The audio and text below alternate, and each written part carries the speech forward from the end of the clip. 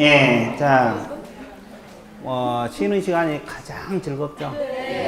그런 것 같아요. 그런 것 같아요. 그래서 이제 뭐 그런 낙이라도 있어야지. 그렇죠?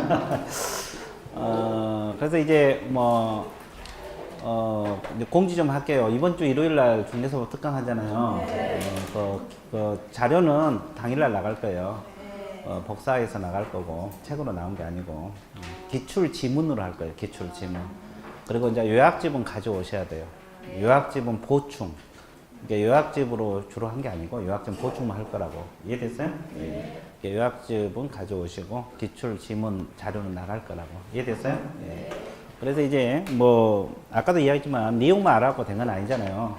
그래서 문제 푸는 요령이랄지 또 습득, 지문 습득도 해야 되고 자꾸 익숙하게 만들어야 돼요. 그래서 이제 이게 달달달 해야지 점수가 나옵니다. 이해됐어요? 예. 그래서 이제 중개사법도 뭐 봐서 알지만 어렵게 나오면 끝도 같도 없어요. 뭐 박스형 많이 내본다 할지 개수 문제 내보면 알고 있어도 또 못 푸는 경우가 허다하고 시간이 또 쫓기니까 생각할 시간도 없잖아요. 시험 볼 때는. 그렇잖아요. 시험 볼 때는 1분에 한 번씩 풀어서 옮겨야 되니까. 그러니까 이것이 이제 뭐 풀 수 있어도 5분 만에 풀면 의미가 없잖아요. 한 문제를. 그래서 이제 이게 달달달 해야 돼요. 그래서 자꾸 반복 이렇게 해서 숙달을 시켜서 가는 거니까 그렇게 하시고. 이해됐어요? 네. 같이 움직여 주시면 되겠어요. 자, 261페이지 중개보수 들어갑니다. 그러면 중개보수가 뭡니까요? 중개보수가. 개공 후 중개 완성의 대가를 중개보수란 말을 쓰고 있죠. 예. 그래서 이제, 개념은 크게 어려운 거 없어요. 그래서 이제 262페이지, 한번 파보세요. 의 있어요?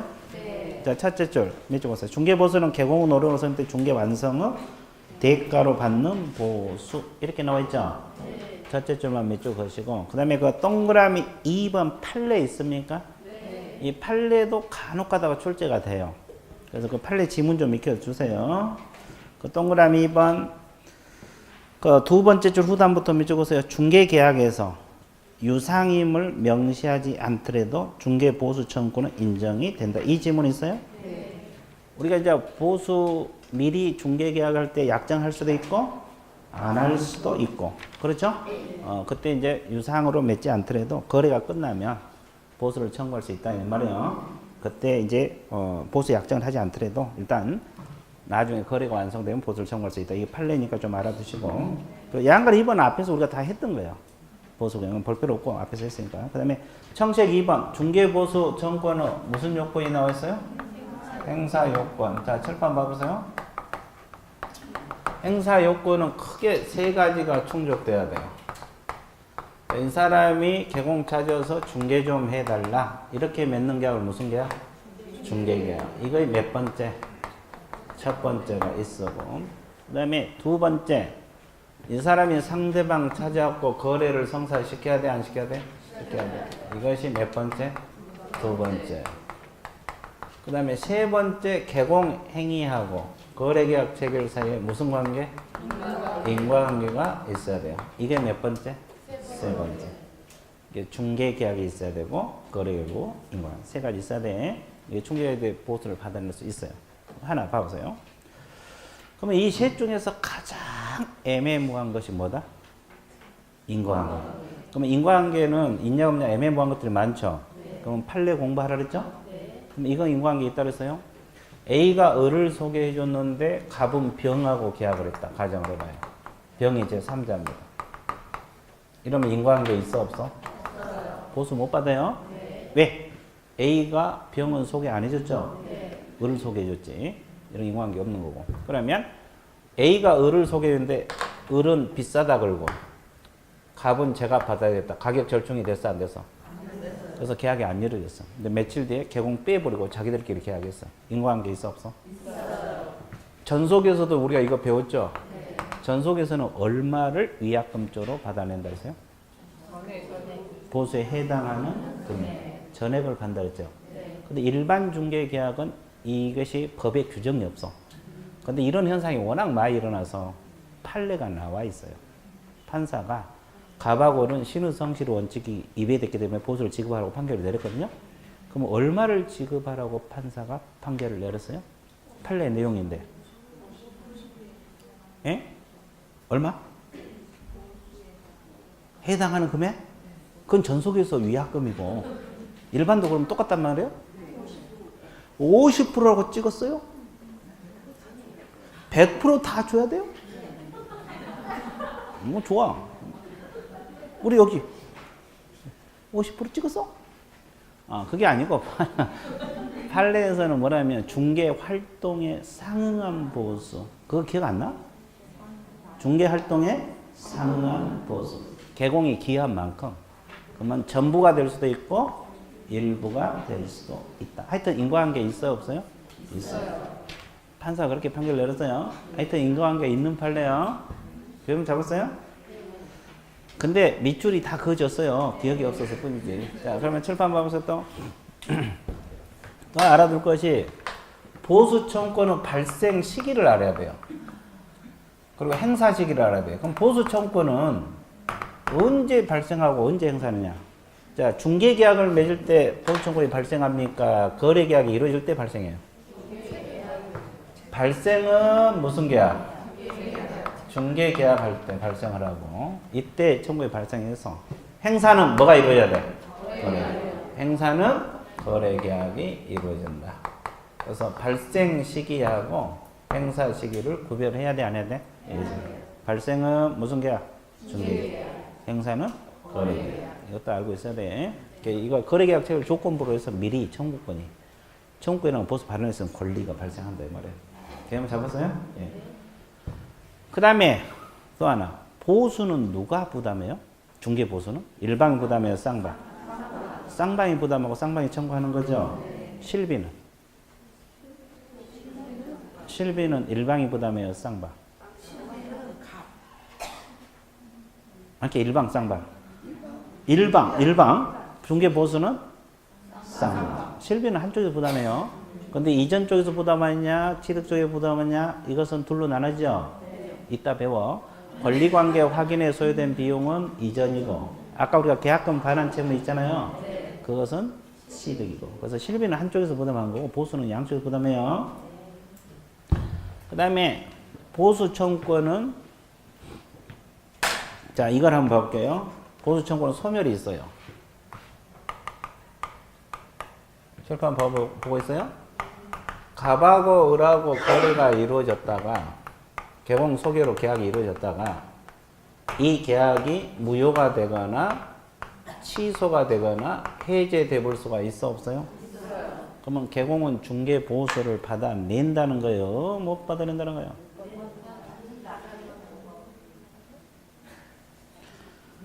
개공 소개로 거래가 이루어졌다 계약이 해제됐다니까 받아내 못 받아내? 받아요. 무조건 받아? 아, 그러니까 해제됐으니까 무조건 받아?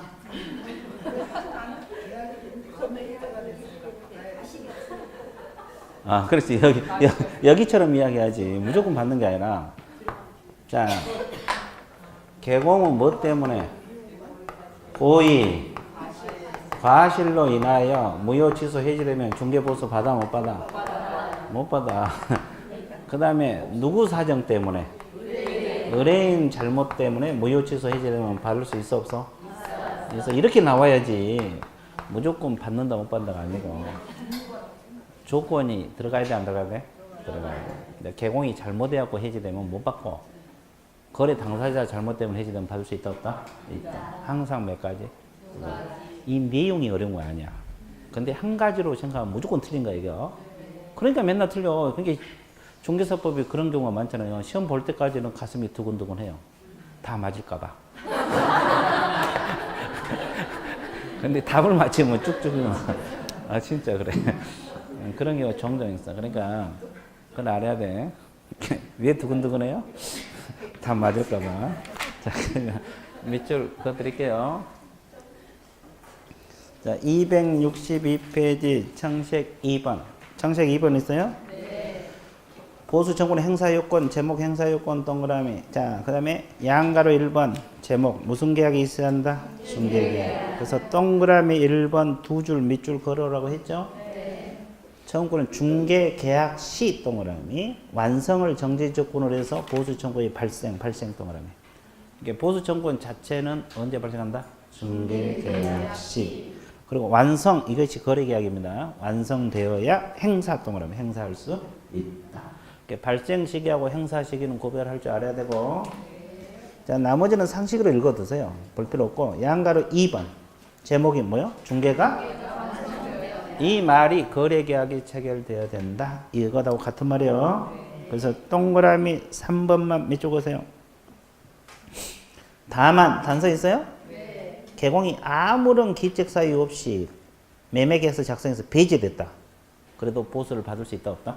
이 판례니까 좀 알아두세요. 왜냐면 개공이 다 일을 만들어 놨어요. 근데 계약서 작성만 어떤 사유로 못하게 됐다 이 말이에요. 네. 그런 경우도 인과관계를 인정해 주는 거예요. 네. 받아낼 수 있다. 지문 좀 이렇게 어떠세요? 이건 인과관계 있는 판례입니다. 자, TP 넘어가세요. 동그라미 4번. 또한 나와 있어요? 네. 개공이 중개활동이 쌍방 제시가격 차이로 일시 중단된 상태에서 의뢰자들이 직접 만나 절충 끝에 매매계약을 체결했다. 그러면 누구를 빼버리고 개공. 그래서 이제 거기 나와 있잖아요. 세 번째 중개활동의 상환 보수. 아까 이거 내가 물어보니까 몰랐잖아요. 전부 또는 50% 그렇게 대답했잖아요. 상응한 보수. 이게 전부가 될 수도 있고 일부가 될 수도 있다. 그러면 이것도 인과관계 있는 거요? 없는 거요? 있는 거요. 있는 겁니다. 그래서 동그라미 3번, 4번에 인과관계 있는 거요. 네. 자, 그 다음에 양가로 4번, 3번에 제목이 인과관계 있어야 된다 그랬죠? 네. 그러면 이제 그 동그라미 3번 반면에 이건 인과관계 있는 거요? 없는 거요? 없는 거요. 그래서 이제 아까 그거잖아요. A가 을을 소개했는데 갑은 병하고 계약했다. 그 말이에요, 그거.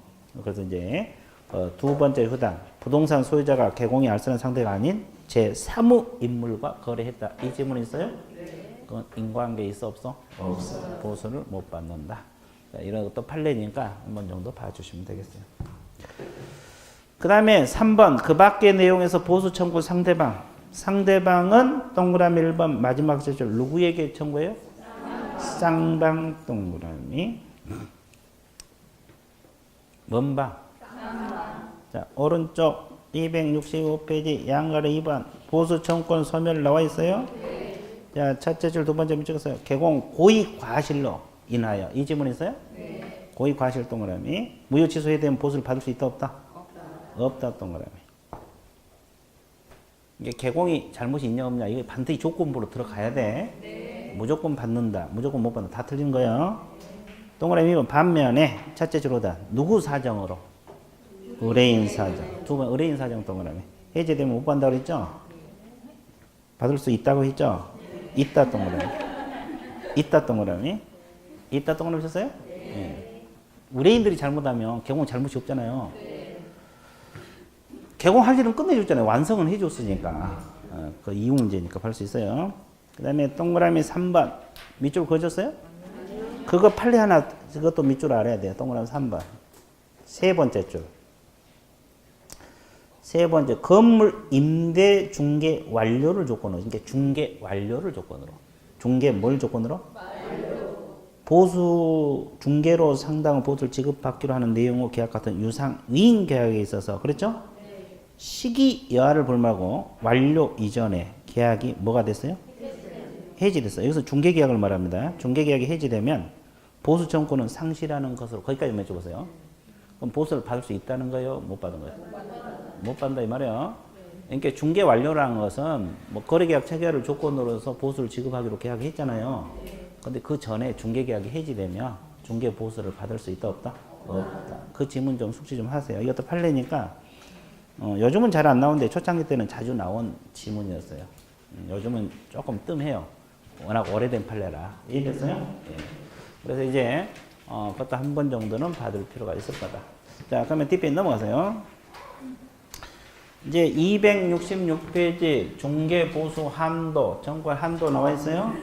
범위 같은 말이에요. 이제 이것도 이제 이론 부분에서는 시험에 자주 나온 부분입니다. 그럼 이제 이것도 다 설명하고 밑줄 걸 테니까 어디를 보고 있으면 돼요? 어떻게? 자연스럽게. 중개 보수는 한도는 주택하고 뭘로 나눠서 공부하면 돼요?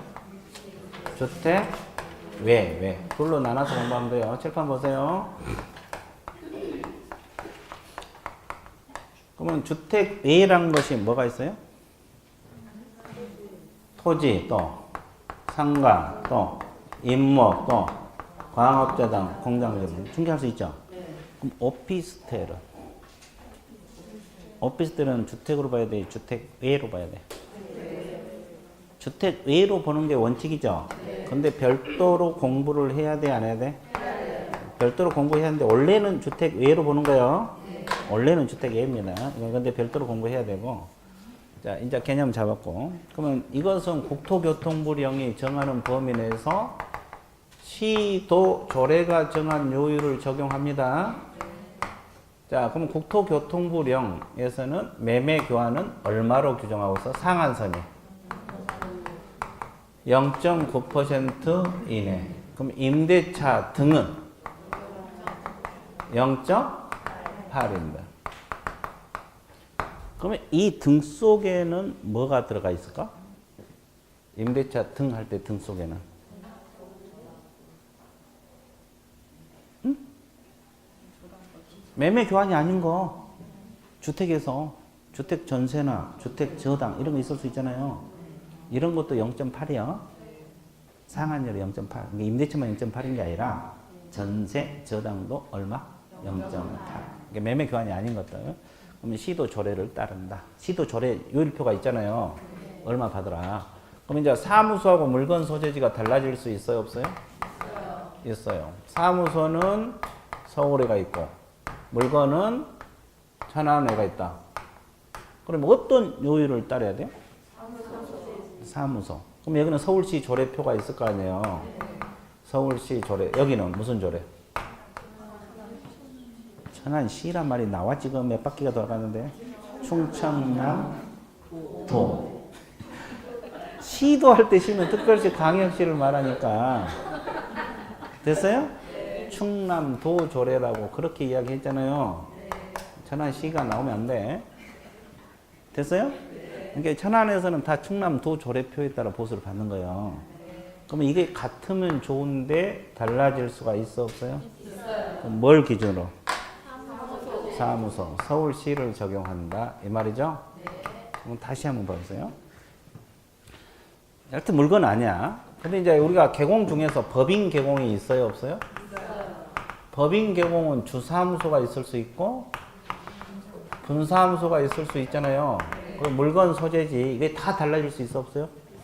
그럼 이건 서울, 분사무소는 천안, 물건은 대전. 그러면 서울시, 충남도, 대전시 요일이 같으면 좋은데 다 달라질 수 있어, 없어요? 뭘 기준으로 해요? 무조건 분사무소? 중개한 사무소 그래야 돼. 그러면 여기서 중개를 해서 거래가 이루어졌다면 이걸 적용하고 주된 사무소 중개해서 거래하면 주된 사무소를 적용해요. 이해됐어요? 네. 무조건 분사무소가 아니에요. 네. 중개해서 거래를 완성시킨 사무소요. 네. 이거 관계를 잘 알아야 돼. 그러면 이 분사무소가 대구에가 설치될 수도 있어, 없어? 네. 그럼 거기서 거래를 성사시키면 대구 광역시 조례를 따라야 돼. 이게 천안을 따른 게 아니라. 됐어요? 네. 충남도를 따른 게 아니라. 됐어요? 자, 그래서 중개해서 거래를 완성시킨 사무소 이거 알아야 되고. 그 다음에 또 하나. 무슨 하나? 그럼 주택외란 것은 국토교통부령이 정하는 범위에서 시도 조례를 따릅니까? 협의 요율을 정해요. 그럼 국토교통부령은 상한 요율이 0.9라고 규정하고 있어요. 이 범위에서 협의야. 그러면 개공은 많이 받으려고 그래요? 적게 받으려고 그래요? 그 토지 중개이고 0.9 달라고 할 거 아니에요. 근데 의뢰인들은 그래서 0.2만 주겠다. 서로 합의해가지고 그럼 중간으로 합의 보자. 뭐 0.5나 6으로 합의 보면 그게 되는 거예요. 됐어요? 자, 이거 협의입니다. 0.9 범위에서. 그러면 주택하고 주택 외 차이가 뭐예요? 지금 적어 놓고 묻고 있어요. 차이. 지금 적어 놓고 묻고 있잖아요. 차이가 뭐예요? 이게 주택 요율하고 주택 외 차이. 요율 차이가 뭐냐고. 뭐 적어 놨잖아요. 여기는 협의고 여기는 시도 조례고 또 이거 차이가 또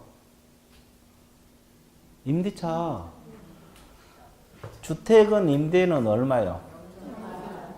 근데 주택 외에는 매매 임대를 구분하고 있어 안 하고 있어? 상가나 토지 임대하더라도 얼마까지? 0.9까지 받아낼 수 있다는 거지. 이게 중요해요. 임대차를 구분하지 않는다는 거. 이것을 이제 빈빈 문장 만들어서 자꾸 출제가 돼요. 그러면 선배들 맨날 틀려. 아니 진짜요. 여러분 선배들도 마찬가지. 그러니까 상가 임대차 할 때 0.8 범위 내에서 이렇게 들어가면 틀려버려요. 아 그래 안 그래요? 상가 임대도 얼마? 0.9. 토지 임대도 얼마? 0.9. 매매도 얼마? 0.9. 그러니까 매매 임대를 구분한다 안 한다? 안 한다. 그 지문으로 띄우면 또 계속 틀려. 신기할 정도예요. 그러니까 자꾸 연습도 해야 돼요. 이해됐어요? 네. 협의. 그리고 또 하나 알아둘 것이 자 자기가 받고자 하는 요율 및 한도 이거 명시를 해야 돼. 주택 외 같은 건. 자기가 그러니까 우리 업소에서는 토지는 0.6만 받겠다. 상가는 0.5만 받겠다. 이렇게 명시해 놓고 더 받으면 돼? 안 돼? 안 돼요. 그것은 주택 외에서 나옵니다. 주택은 조례표가 구체적으로 나와 있어 안 나와 있어? 나와 있어요. 그래서 이제 주택 외에는 자기가 받고자 하는 요율을 명시해서 더 받으면 안 됩니다. 그것까지 알고 있어야 돼. 개념 잡았어요? 네. 그러면 하나 더. 앞에 앉으셨으니까 맞춰보세요. 오늘. 자, 그러면 이게 뭘 것 같아요? 이게요. 이게. 좀 쉬운 건데. 건물. 자, 이것은 1, 2층 건물이죠. 아주, 봐. 이렇게 맞춰야 돼. 그럼 밑에가 주로 뭘로 써? 위에가. 그러면 일괄 매매할 수도 있어, 없어요? 있어요. 그러면 보수 계산할 때 주택이냐 상가에 따라서 보수가 2배 가까이 차이가 날 수 있죠? 네. 주택은 보통 조례표가 0.4에서 6으로 나와 있거든요. 근데 상가 같은 경우 0.9까지 받을 수 있잖아요. 네. 2배까지 차이 나요. 뭘로 보냐에 따라서. 그럼 주택을 놓고 계산해야 돼요? 상가를 놓고 계산해야 돼요? 상가를 놓고 계산해야 돼요. 욕심이 워낙 많아요. 아. 자, 이것은 무슨 비율로? 면적 비율입니다. 그러면 주택 면적이 상가보다 크면은 뭘로? 주택으로 봅니다. 그러면 시도 조례를 따라야 돼, 안 따라야 돼?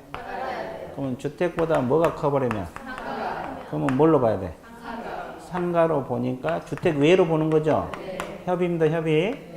0.9 범위 내에서 협의. 근데 대부분 경우도 0.9를 달라고 하잖아요. 그러면 같으면 면적이 주택하고 상가 면적이 똑같아. 그러면 주택으로 봐, 상가로 봐, 각각으로 봐? 주택으로 봐? 네. 확실해? 네. 주택으로 봅니다. 같아도 뭘로 본다? 주택. 이건 이제 계산 문제로도 나올 수 있어요. 그래서 주택 면적 2분의 1 이상. 이상은 같은 거에 들어가. 네. 여기는 주택 면적이 2분의 1 뭐다? 미만. 개념 잡았어요? 네. 이것까지 알고 있어야 됩니다. 쉬워요? 어려워요? 자, 몇 줄 거둘게요. 자, 267페이지 청색 1번 중개보수 한도 나와 있습니까? 네. 동그라미 2번 세 줄 밑줄 보세요. 중개 대상물인 건축물 주택면적 2분의 1 모일 때 이상 동그라미 주택으로 분류한다. 이상이란 말은 같은 것까지. 그리고 2분의 1 모일 때 미만은 주택 외로 간주한다. 나와 있어요? 네. 그 다음에 양가로 2번에서 동그라미 1번 5줄 밑줄 보세요. 주택 보수는 국토교통부령 동을 국토교통부령이 정한 범위에서 특강도 조례, 특별자치도 조례, 시도 조례입니다. 줄이면. 네. 그리고 세 번째 줄 주택 보수는 쌍방울부터 각각부터 1방울부터 받을 수 있는 한도는 매매 교환은 얼마? 1000분의 9, 0.9. 임대차 등은 1000분의 8 이내로 한다. 이 상한 요율을 알고 있어야 돼. 그 다음에 동그라미 2번 네 번째 줄 중간에 보면 여기에서 찾았어요? 네. 임대차 등이 나오죠? 네. 그 있잖아요. 네. 소유권 외 권리를 존경해서 저당권 설정. 이것도 얼마? 1000분의 8 이내. 그러니까 임대차 등 속에는 저당권, 전세권 이런 게 들어있다 이 말이에요. 그죠? 네. 매매 교환이 아닌 전세권, 저당권, 임대차. 주택은 전부 다 0.8입니다. 그 다음에 그 동그라미 3번 물건 소재지하고 사무소 소재의 다른 경우는 개공은 뭘 기준으로 한다? 사무소 소재를 기준으로 보수를 받는 거예요. 몇 줄? 그 다음에 동그라미 4번 결론만 몇 쪽에서 밑에 두 줄 따라서 법인 주된 사무소가 분사무소 각각 다른 시도지석에 속한다 그랬죠? 그러면 책에서는 무조건 분사무소 조례를 적용한다 이렇게 나와 있죠? 이게 정확한 표현이 아니에요. 분사무소 중개했을 때 분사무소 시도 조례입니다. 그럼 만약에 주된 사무소 중개하면 주된 사무소 시도 조례. 잘못된 거예요, 그 책이. 정확하게 알아야 돼. 중개해서 거래를 완성시킨 사무소입니다. 이 지문은 무조건 분사무소라고 나와 있잖아요. 자, 어디서 중개했냐에 따라 달라져요. 자, 뒷페이지 넘어가세요. 268페이지 양가로 3번. 양가로 3번 나와 있어요? 현행법상 주택 외 보수는 국토교통부령 동그라미 국토교통부령이 정하는 바에 의한다. 나와 있어요? 근데 이제 오피스텔을 아까 안 했는데 오피스텔은 원래 주택이라 그랬어요? 주택 외라 그랬어요? 근데 이건 둘로 나눠서 공부를 했죠? 일정한 요건을 갖춘 오피스텔이 있어요? 그럼 요건이 뭐요? 전용 면적 얼마? 85제곱미터 이하에 되고 상하수도 시설 갖춰야 돼요. 전용 입식 부엌, 수세식 화장실, 목욕실 다 갖춰야 되죠? 이 요건을 갖춘 것은 매매하고 교환은 얼마? 0.5. 임대차는? 임대차 등은 0.4죠? 요건을 갖추지 않는 것은 주택 외니까 0.9 범위에서 뭐다? 협의. 이렇게 알고 있어야 돼. 협의. 그래서 이제 요건을 갖춘 것은 매매 교환은 0.5, 임대차는 0.4. 이것까지 알고 있어야 돼. 이건 외워야 돼요. 그래서 이제 거기 기억해 보면 요건을 갖춘 거 나와 있죠? 전용 면적 85제곱미터 이하, 상하수도, 전용 입식부엌, 수세식 목욕실 다 갖춰야 돼요. 그러면 그 도표 외워야 돼요. 매매 교환은 얼마? 0.5. 임대차 등은 0.4. 이 요율은 문제가 제시가 되지 않아요. 그러니까 오피스텔 요율을 외워야 돼요. 이것은. 됐어요? 자, 오른쪽 페이지 니은 이 외는 전부 다 얼마다? 0.9 범위에서 협의. 외라는 건 뭐요? 요건을 갖추지 않는 오피스텔하고 토지, 상가, 임목, 광업재 등 공장 다 말하는 거예요. 그러니까 이것은 전부 다 0.9 범위에서 협의. 됐어요? 그 다음에 동그라미 2번 주의할 점 세 번째 줄 밑줄 그으세요. 주택 외에는 보수율을 한다가 매매 교환, 임대차 등에 관계없이 모두 얼마다? 0.9. 임대차도 0.9다 이 말이에요. 이게 주택 외에는 매매 교환, 임대차 구분한다 안 한다? 안 한다. 임대도 얼마? 0.9. 매매 교환도 얼마? 0.9. 이게 중요해요. 관계없이. 임대차도 관계없이 0.9 범위 내에서 협의입니다. 그 다음에 동그라미 4번 네 줄을 밑줄 건데 개공이 주택 외의 동그라미 써요. 외의. 여기서 주택의 그러면 틀려버리죠? 외의 그래야 맞지. 그쵸? 주택 외의 중개 대상으로 돼요. 자, 중개보수 요율 보면서 실제 자기가 받고자 하는 보수 상한 요율을 중개사법 시행규칙 보수 실비 요율 한도에 명시하고 이를 초과해서 받으면 된다 안 된다? 안 된다. 그 지문 몇 줄 보내세요. 근데 이게 명시해서 더 받지 말라는 것은 주택에서 나옵니까? 주택 외에서 나와요. 외에서. 끝. 자, 2번은 뭐 검증이 다 했어요. 초과 분만 무효 그런 거. 자, 뒷페이지 넘어가세요. 자, 뒷페이지 제목이 뭐가 나와요? 중개보수 계산. 자, 계산 문제도 꼭 한 문제가 나와요. 중개사법에서 한 문제가 꼭꼭 나오고 있어요. 우리 과목에서 계산 나온 게 여기서 나오잖아요. 그죠? 계산이 안 뜻으로 봐도 되겠죠? 뜻으로 봐야 되나? 그죠? 보수 계산하는데 뭐 안 뜻으로 봐도 될까요? 자, 그럼 봐보세요. 중개보수는 어떻게 계산합니까? 절판 봐보세요. 거래 금액에다가 뭘 곱합니까? 요율. 그러면 여기서 나온 것이 뭐가 돼요? 산출액이 됩니다. 근데 한도액이 있어요? 어디만 한도액이 나올까? 주택에서만 나올까? 주택 외에도 나올까? 한도액은 어디서만 나올까요? 한도액이 있을 수가 있거든요. 주택에서만 나와요. 조례표에서만 나와요. 주택 외에는 한도액이라는 게 없어. 산출액이 곧 보수가 되는 거예요. 근데 이제 주택은 조례표에 보면 얼마 이상 받지 말라는 한도액이 있어 없어? 있어요. 이건 주택에서만 나와. 주택에서 다 있는 게 아니고 거기 앞에 봐봐요. 거기 248페이지, 268페이지.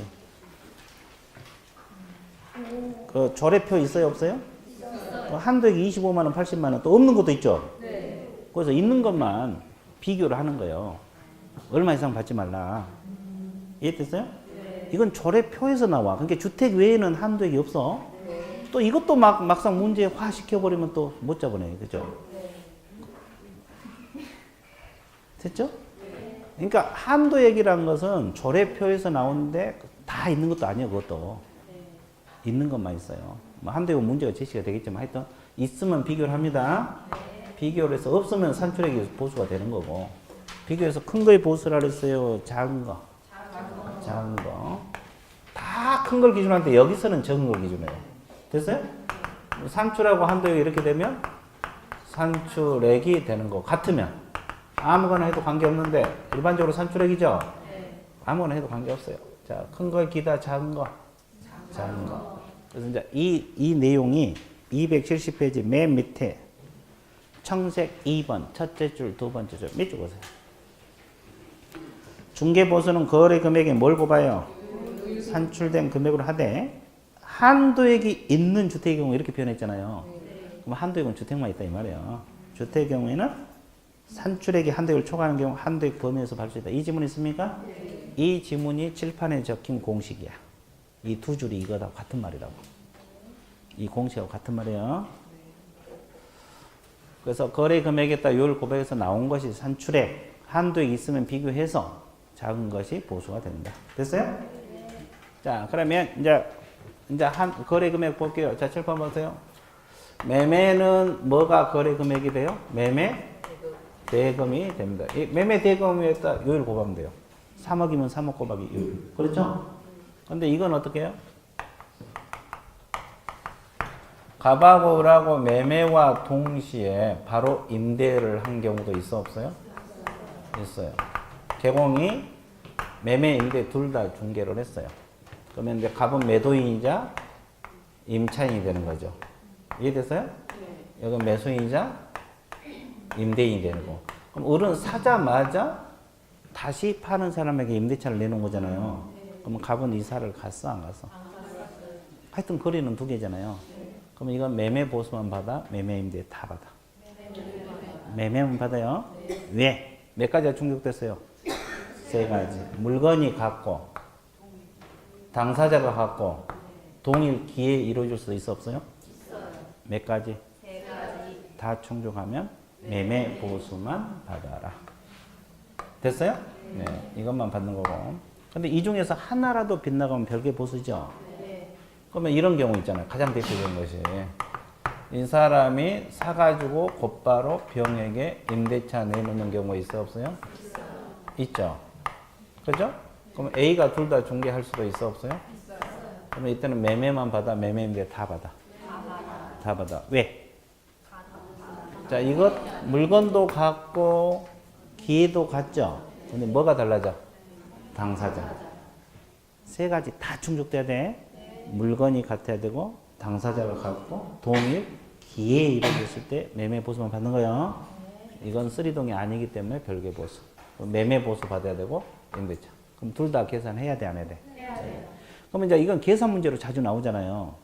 그럼 문제 보고 왼쪽인지 오른쪽인지 판단해야 돼, 안 해야 돼?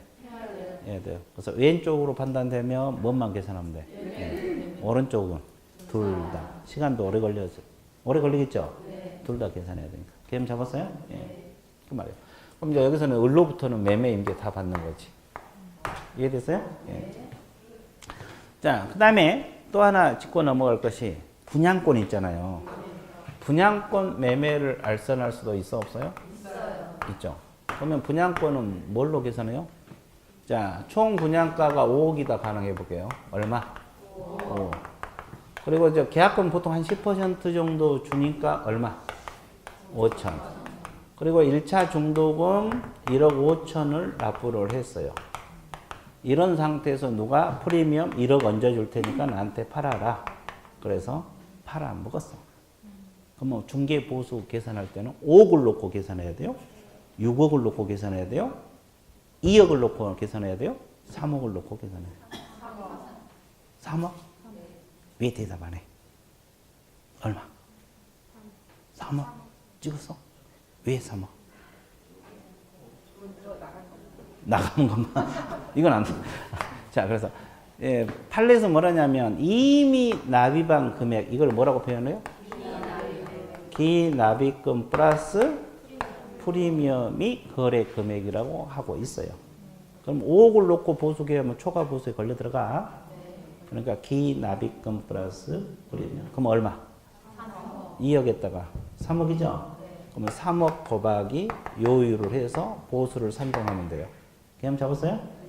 그래서 분양권은 기납입금 플러스 뭐다? 프리미엄. 어떻게 한다? 기납입금 플러스 프리미엄.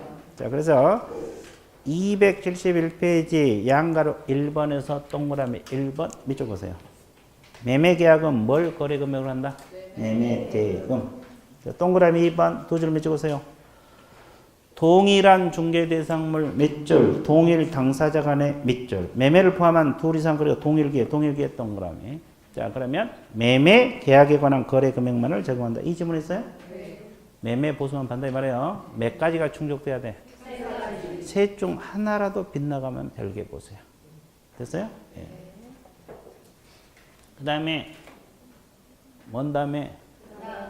그 다음에 그 동그라미 3번 판례 있어요? 분양권 전매 중개 밑줄 보세요. 분양권 전매를 중개하는 경우 이렇게 나와 있죠? 두 번째 후단 즉부터 밑줄 보세요. 기납입금에다가 뭘? 프리미엄을 합산한 금액. 이걸 거래 금액으로 한다. 그러니까 이걸 달리 표현하면 기납입금 플러스 뭐다? 프리미엄. 이것이 거래 금액으로 된다 이 말이에요. 이해됐어요? 네. 자, 그 다음에 또 하나. 무슨 하나? 교환은 물건을 서로 막 바꾸는 것을 교환이란 말을 쓰죠? 네. 그러면 보수 계산할 때 어떻게 해요? 큰 걸 기준한다, 적은 거? 큰 금액을 기준합니다. 2억짜리하고 3억짜리 막 바꿀 수도 있어, 없어? 있어. 그러면 3억을 놓고 보수를 계산한다. 그래갖고 양쪽에 똑같이 받습니다. 큰 금액. 첫째 주먹 내주세요. 거래 금액이 큰. 거래 금액이 뭐다? 큰. 자, 임대차 들어가 볼게요. 자, 임대차는 뭐가 거래 금액이 돼요? 보증금. 전세는 전세금. 근데 보통 차임이 있는 경우가 많죠. 그럼 환산을 해야 돼, 안 해야 돼? 네. 그럼 어떻게 해요? 보증금 플러스 월세 곱하기 배. 일률적으로 먼저 뭘 곱해야 돼? 배. 근데 이렇게 곱했는데도 5천만 원이 안 나올 수도 있어, 없어요? 미만입니다, 미만. 그러면 다시 계산해서 뭘 곱해야 돼? 70을 곱하게 돼 있어요. 다시 계산해서 뭘 곱한다? 이게 안 나왔을 때. 미만입니다. 이하가 아니라. 이것도 신경 써야 돼. 5천만 원이면 그대로 배우고 가는 거야. 미만일 때는 다시 계산해서 70. 그럼 어떻게 계산해? 보증금 플러스 월세 곱하기 70. 이렇게 들어가는 거야. 이게 거래 금액이 돼요. 됐어요? 그러면 여기서 주의할 것. 또 이것은 다 알았는데 문제 나오니까 또 틀리고 나오네? 그러면 100 곱하고 70 곱하는 임대차는 주택 임대차만 그럴까? 상가 임대차도 토지 임대차 다 그럴까? 다 그래? 다 그런다는데? 다 그래? 다 그래요. 임대차는 주택이든 상가든 전부 다 100 곱하고 70 곱하는 거예요. 또 시험에 주택 임대차 경우에만 그런다. 그럼 또 좋다. 갸우뚱하다가 그래 맞아. 그럼 또 틀려버려요. 자, 그래서 이제 그거 몇 줄 볼게요. 자, 차임 없는 전세는 전세금 동그라미. 그 다음에 2번 임대차점 보증금 외에 뭐가 있다 그랬어요? 차임. 그러면 차임액의 100을 곱한 금액을 보증에 합산한 금액 거래금을 한다. 다만 본문 기준에 따라 합산한 금액이 5천만 원 모일 때 미만 동그라미. 법문 규정에 불구하고 월다인 차임에 70을 고발한 금액과 보증금을 합산한 금액을 거래 금액으로 한다. 그 지문 있어요? 네. 그거. 근데 거기는 주택이든 상가든 적어 놓으세요. 주택 임대차든 상가 임대차든 똑같다고. 주택 임대차도 100 곱하고 70, 상가 임대차도 100 곱하고 70 그래요. 주택만 그런 게 아니에요. 자, 그 다음에 뒷페이지 넘어가 보세요. 청색 3번 중개보수 지급 시기 나와 있습니까? 두 줄 밑줄 보세요. 중개보수 지급 시기는 개공과 의뢰인 간의 약정 또는 약정에 따르되 약정이 없을 때는 거래대금 지급이 완료된 날. 거래대금 지급이 완료된 날. 그것도 알아야 돼. 약정이 있으면 이제 뭘 따르고? 약정. 약정이 없으면 거래대금 지급이 완료된 날. 이렇게 공부를 하는 거예요.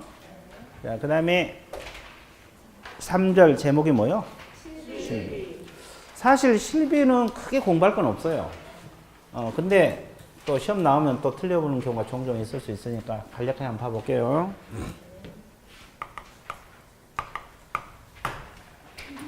실비란 것은 뒷페이지 넘겨보세요. 실비 뜻이 뭐겠어요? 비용.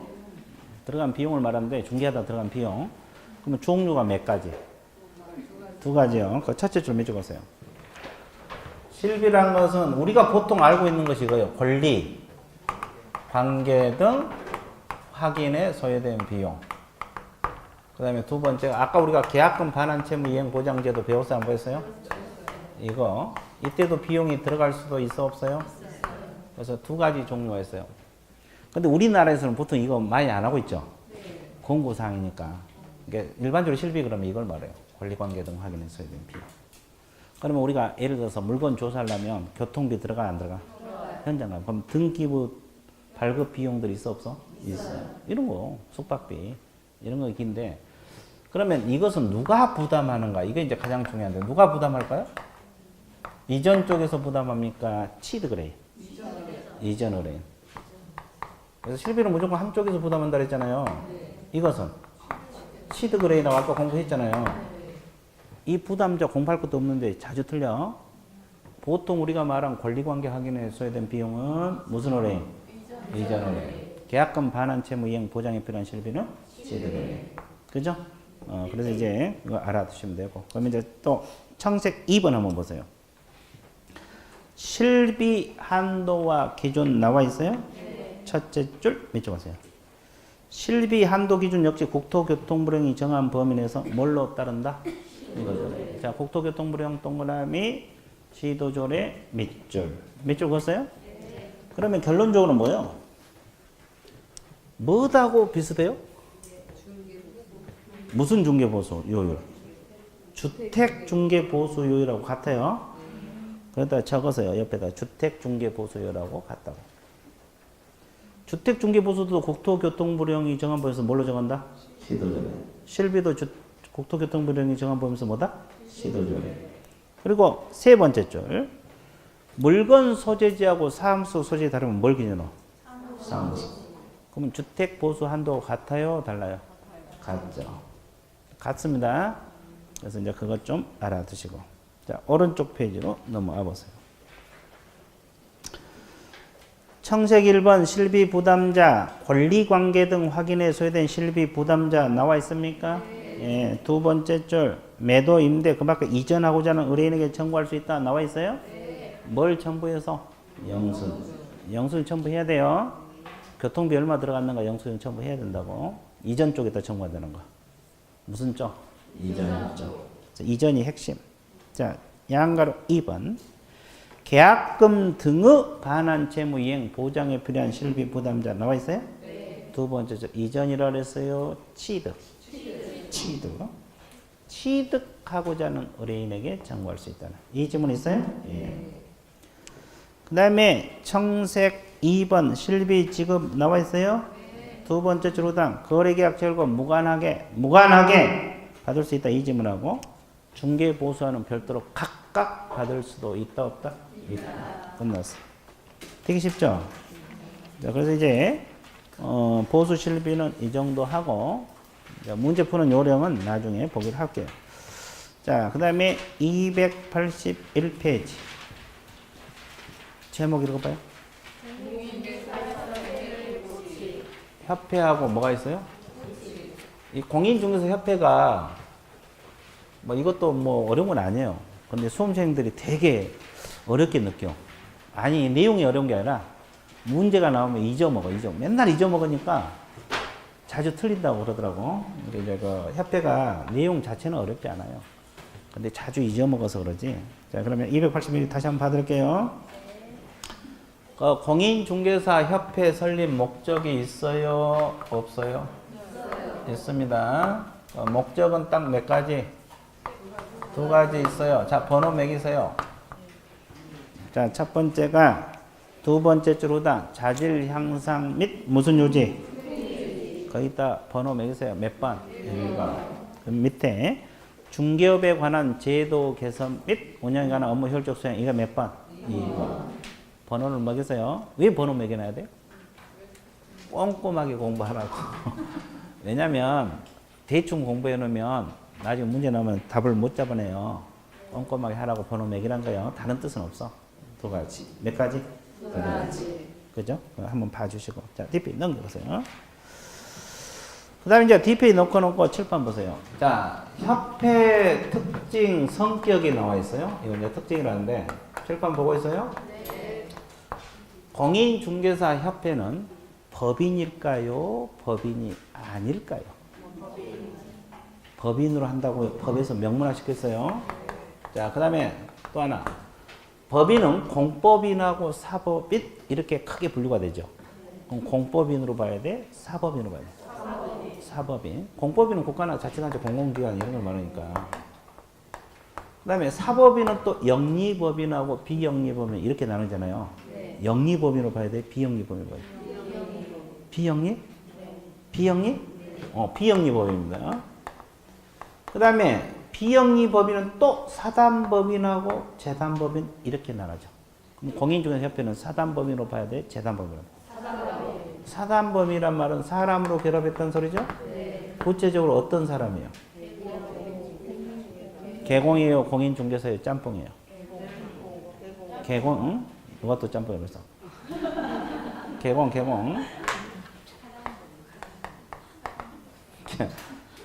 자, 그럼 그냥 공인중개사는 받아줘요, 안 받아요? 개공들만. 여기서 주의하고 중개인들은 협회 회원이 될 수 있어요? 중개인들. 이게 돼, 안 돼? 돼. 개공이잖아요. 중개인도 자격증이 없을 뿐이지 개공이니까 협회 회원이 될 수 있어요? 자, 그 다음에 허가를 받아서 설립해요? 인가를 받아서? 인가. 누구 인가? 국토교통부 장관. 자, 강제 설립입니까? 임의 설립이에요? 임의 설립. 그러면 협회는 설립할 수도 있고 안 할 수도 있고. 복수협회 가능해요? 네. 이해되세요? 네. 그 다음에 또 하나. 가입은 의무 가입이요? 임의 가입이에요? 한동안에는 의무 가입할 때도 있었어. 한동안. 우리 중개사업에서. 하여튼 개공만 되면 의무적으로 가입하도록 한동안 그런 규정이 있었어요. 근데 지금 가입할 수도 있고 안 할 수도 있어요. 자, 가입도 의무이고. 그러면 협회는 하나만 둬야 돼요? 복수협회 가능해요? 복수 가능해요. 그래서 복수 설립주의. 그리고 마지막으로 뭐요? 설립? 등기주의. 설립 무슨 주의? 등기주의. 협회가 설립하려면 등기를 해야 돼, 안 해야 돼? 네. 등기 안 되면 협회 설립되지 않아요. 자, 그래서 이 밑줄 그어볼게요. 제목만 밑줄 그으시면 돼요. 자, 282페이지 양가로 2번. 제목이 뭐예요? 개공들의 단체. 두 번째 줄 중간. 개공들만이 회원으로. 이 지문 있어요? 네. 개공들만이 회원으로. 밑줄 그어놨어요? 네. 자, 양가로 3번. 제목만 밑줄 그으세요. 임의 설립, 복수 설립, 가입, 임의주의. 제목만 밑줄 그으시면 돼요. 자, 청색 2번에서 협회 등록 나와 있어요? 네. 양가 1번. 첫째 줄 협회는 뭘로 한다? 법인으로 한다. 이 지문 밑줄 그으시고 동그라미 2번 세 번째 줄 공법이라고 했어요? 사법인? 사법인 밑줄 그으시고 동그라미 3번 두 번째 줄 재단법인이요? 사단법인? 사단법인 밑줄 나와 있죠? 네. 자, 오른쪽 페이지. 동그라미 4번 세 번째 주다. 영리법이라 그랬어요? 비영리법이라 그랬어요? 비영리법이 영리 아닌 것을 목적으로 한다. 됐어요? 그다음에 허가주의요, 인가주의? 인가주의. 제목만 외쳐보세요. 그리고 그 제목 옆에도 내가 뭐라고 적어놓으라 했죠? 설립, 등기주의. 협회가 설립하려면 등기를 해야 돼, 안 해야 돼? 해야 돼요. 그래서 이제 이 설립 특징 제목 위주로 공부하면 돼요. 자, 그 다음에 정식 3번 제목 읽으세요. 협회 설립 절차 한번 들어가 볼게요. 그럼 절차 그러면 흐름 알아야 돼, 몰라야 돼? 알아야 돼요.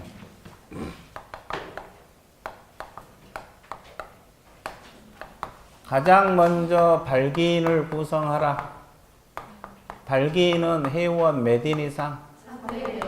300인 이상. 그럼 여기서 주의할 것은 300인도 중요하지만 회원 신경 쓰라 그랬어요? 네. 그럼 회원이 누구예요? 개공. 공인 중개사 300인 그럼 틀려버려요. 그런데 막상 또 이렇게 문제 내놓으면 잘 안 보여요. 이것만 눈에 들어오니까. 개공이면 개공. 회원. 됐어요? 자, 그 다음에 이거 끝나면은 두 번째가 뭘 작성하라? 정관 작성을 해서 발기인들이 서명하고 날인해야 돼, 안 해야 돼? 네. 됐죠? 자, 이거 끝나면 세 번째로 뭘 해야 돼요? 창립총회 의결을 거치라고 했죠? 그럼 여기는 회원 몇 명 이상 참여해야 돼요? 600인. 그러면 서울특별시에서 얼마? 100인. 광역시하고 도에서 각 얼마? 20인. 그러면 얼마 동의를 거쳐야 돼? 무슨 회원 과반수? 출석회원입니다. 출석회원 과반수 동의가 있어야 합니다. 뭔 반수? 과반수 동의. 됐어요? 그러면 여기서는 20인인데 우리가 어디서 30인이 한번 나오죠? 거래정보사업 지정요건 5, 2, 4. 거기서 30인이 나오잖아요. 500명, 2개, 30. 근데 여기는 20인이요. 광역시 도에서. 그 다음에 이거 끝나면은 이제 설립 인가를 거쳐야 되는데 복장의 인가를 거치려 했고 마지막으로 설립 등기를 해야 돼, 안 해야 돼? 해야 돼. 등기가 협회 무슨 요건? 성립 요건. 이해되셨어요? 예. 자, 이거 흐름 알아야 되고 발기인 구성, 정관 작성, 창립총회 의결, 설립 인가, 설립 흐름 알아야 되고 부수적인 거 좀 알아두시면 돼요. 예, 그래서 이제 거기 책을 한번 봐줄게요. 283페이지 양갈 1번 정관 작성 있어요? 첫째 줄 회원 몇 인 이상? 거기서 이제 300인도 중요하지만 회원 동그라미 쳤어요? 예, 회원 개공입니다. 그 다음에 창립총회에서는 회원 몇 인 이상? 600의 밀줄 거시고 출석회원 무슨 동의? 과반수 동그라미 치시고 서울에서 얼마? 100인. 광역시 도에서 얼마? 20인. 체크하시고 그 다음에 양가로 3번은 첫째 줄 후단 누구인가? 곡장 동그라미. 곡장은 인가입니다. 그리고 양가로 4번은 첫째 줄 후단 설립 등기함으로써 뭐다? 성립했다 동그라미 있어요. 성립한다. 자, 그래서 등기가 돼야지 협회가 성립되지 등기가 안 되면 협회가 성립되지 않아요. 예, 그것까지. 그죠? 그럼 우리가 협회 하나 만들어 봤어, 안 만들어 봤어? 만들라고 힘들었죠? 네. 그럼 어떻게 해야 돼? 그렇지. 쉬었다 들어갈게요.